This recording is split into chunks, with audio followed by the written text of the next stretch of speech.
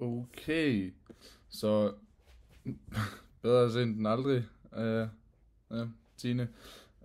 Jeg skulle nok have lavet den her, da jeg, da jeg, lige da jeg var færdig med at læse bogen.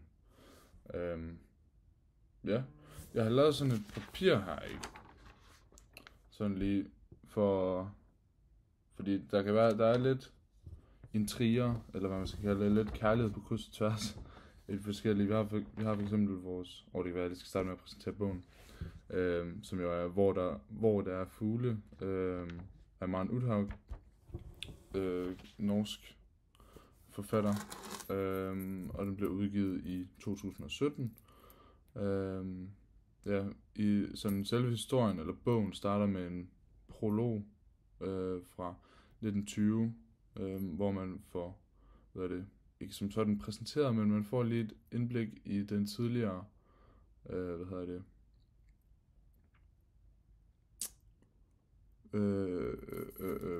fyrpasser, det er det der. Fyrpassers sidste dage, eller sidste dag, fordi han hænger sig selv og sin hund, efter at have gået alene ude på fyret i en delorm. Det er fyrpasser Lassen. Men efter det, så springer vi så til 1936. Historien den springer lidt i sådan betydningsrige år, hvor der, altså betydningsrige år for hovedpersonerne, hvor der sker noget, fordi den kører jo rundt om 2. verdenskrig, sorry. Men ikke under 2. verdenskrig som sådan. Men ja, vi kommer så til 1936, og derefter kører historien egentlig mere eller mindre, ikke helt kronologisk, fordi vi har 3 perspektiver, som man kan sige er ret karakteristisk for den her bog, eller ret specielt for den her bog. Så vi ligesom ser historien fra først Johans perspektiv, som er den ene hovedperson, så ser vi det fra Darlings perspektiv bagefter, som er hans datter, og en anden, hvad kan man kalde det, hovedperson, og så til sidst fra Maries, eller også har vi Maries først, og så Darlings. Ja. Vi kører i hvert fald fra 1936 til 1949. Historien den foregår på Ørlandet i Norge, som jeg kunne forestille mig er tilsvarende til udkants Danmark, altså sådan noget Langeland-agtigt noget. Selvfølgelig lidt længere nordpå, men ja. Og så sker det i en by, der hedder Uthaug, som egentlig er derfra, hvor Maren Uthaugs familie er fra. Så, ja. Vores hovedpersoner, de bor sådan de bor på fyret, som er 2 havmil fra byen, som jeg tænker er, jeg ved ikke helt, hvordan de er forskellige fra normale mil eller kilometer. Ja. Og så har vi jo som sagt de her 3 hovedpersoner, som er Johan, Marie og Darling. Johan og Marie er gift, og de har så ikke, Darling er så ikke deres barn, finder man ud af til sidst, men de har deres barn sammen. De opfostrer barnet Darling sammen. Ja, og så har vi en masse øvrige personer, som Hanna, Lillen er Hannas datter, så har vi Karen, Fede, Frederik, Gudrun, præsten, Johans mor, Valdemar og Thomas. Ja, det kan vi måske lige starte med det her med kærligheden i Uthaug. Det er selvfølgelig spejlvendt for dig, men det er måske nemmere, hvis jeg bare forklarer det så. Vi har Marie, som bliver gift med Johan, og de bliver gift, fordi Johans mor er syg, og han vil godt passe på hende, eller hvad man skal sige, sådan hjælpe økonomisk, og derfor søger han sig om at arbejde ude på fyret. Det kan han ikke få lov til, fordi den sidste fyrpasser hang sig selv, efter at have gået alene ude på fyret. Så nu er der blevet lavet en regel om, at man skal have en familie, man kan tage med derud. Johan, han er ret vild med hende her, Hanna, som han har kysset lidt med og sådan. Men det passede ikke lige med, at de skulle gifte sig nu, fordi de stadigvæk er en 16-17 år, som jeg lige forstår det. Og så finder han så til skolebal. Jeg tror, de er på vej til at gå ud af skolen, og så det sidste skolebal, der finder han så Marie, som han selv synes ikke er lige så pæn, som han er. Hun dufter ikke lige så godt, og er ikke lige så sød, men hun er fin nok, og hun er egentlig sød nok. Og ja, så bliver de egentlig gift, jeg tror det er 2 uger efter. Og Johan han er lidt forundret over, hvorfor hun gik med til at gifte sig så hurtigt. Men tager det egentlig bare sådan fedt. Man finder så senere ud af, at det er fordi, at Marie er blevet gravid med den store, hvad skal man sige, Karl i byen, Fede, som har en stor gård, og mange af byens single-kvinder er blevet gravide med ham. Marie er altså også blevet gravid, efter hun har været i arbejde hos ham hen over sommeren. Ja, og så prøver hun så på deres bryllupsnat, på Johan og Maries bryllupsnat, der vil hun så godt have sex med Johan, så han kan tro, at det så er hans barn, sådan at, så hun ikke skulle bringe skam over sin familie, fordi hun er præstedatter. Ja.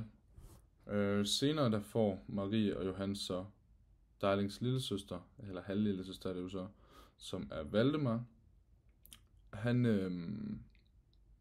er født handicappet. Han kan ikke snakke, og han opfører sig som en ko. Ja. Vi har også Johan og Hanna. Ja, Hanna, hun har så også et barn med Lillen. Nej, ikke med Lillen. Lillen er Hannas barn, eller Lilian, eller ja. Men hun har et barn med Fede, som så vokser op og bliver Darlings bedste veninde. Og ja.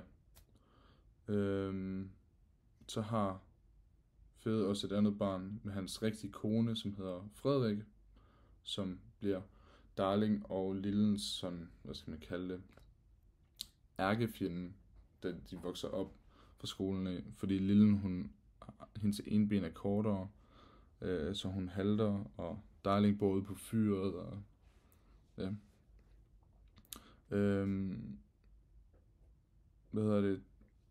Mens at Darling vokser op, så vokser Johan og Marie længere og længere fra hinanden i det her ægteskab, og det bliver værre og værre ægteskabet.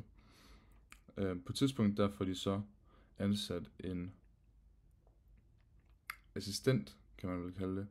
En, der kan lære Darling skoleting og så videre, og hjælpe hende med at studere, fordi det er lidt besværligt, at hun skal ind til byen hver dag, når de nu bor 2 havmil derfra. Og det gør egentlig også Johan gladere, at hun kommer op og giver noget ny energi i hjemmet, som ellers har været ret dyster efter, at de flytter sammen, og Johans mor dør tidligt i historien og fjerner lidt formålet. Johan planlægger en rejse til USA med Hanna, som også går i vasken, da der kommer storm, og Hanna, hun tager afsted alene. Og det ender faktisk med, at Johan får et barn med hans formodede datter Darling, efter at Gudrun, som har været oppe og hjælpe dem, og været assistent og været veninde for Darling, de får Thomas, og efter de har fået Thomas, så så tager Darling faktisk til USA. Hun vil godt over og besøge Gudrun, som er taget til USA nogle måneder før, og de har planlagt den her rejse i lang tid. Og ja, så gør de det, og Darling kommer til at leve det ekstravagante, luksuriøse liv med at forføre mænd, rige mænd i USA, og rejse med dem rundt i USA, indtil hun til sidst så kommer tilbage til Uthaug efter nogle år, hvor hun så prøver at fortsætte den her livsstil med at forføre rige mænd for at få penge og mad og tøj. Det bliver så bare Fede, hun får forført, hvilket ikke er så godt, fordi Fede jo egentlig er hendes far, uden hun ved det.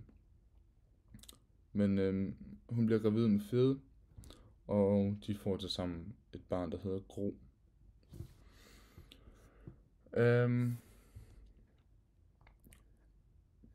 Ja, det er jo lidt på en måde en kærlighedshistorie, uden som sådan at være en kærlighedshistorie.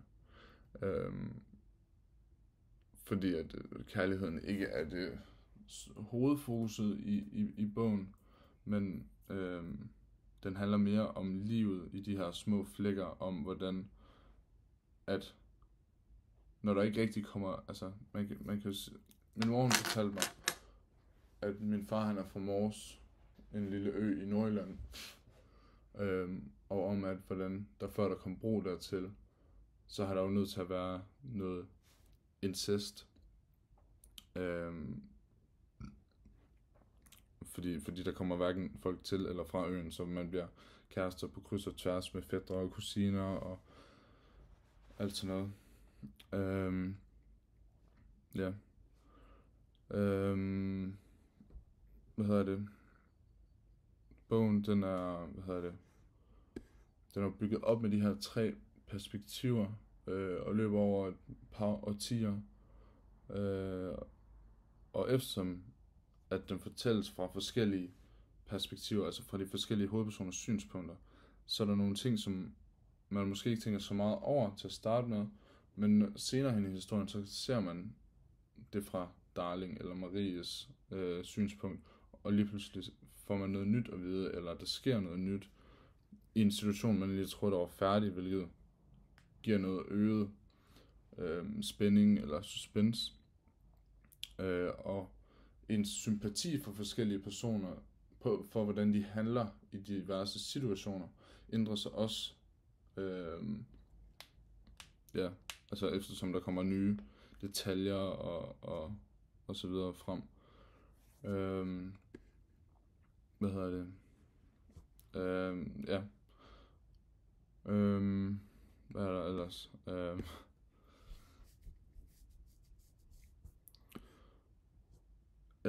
Det her, hvor der er fugle, det er faktisk også noget, der bliver sagt i bogen.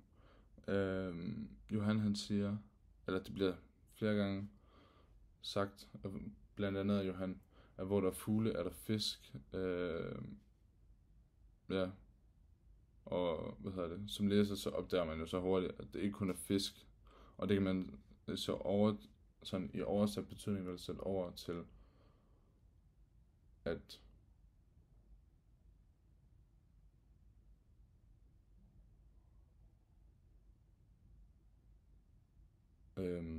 hvor var det lige, jeg ville hen med det?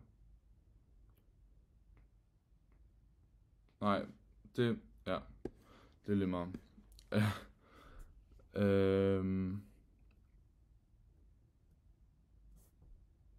Nu har jeg helt mistet tråden.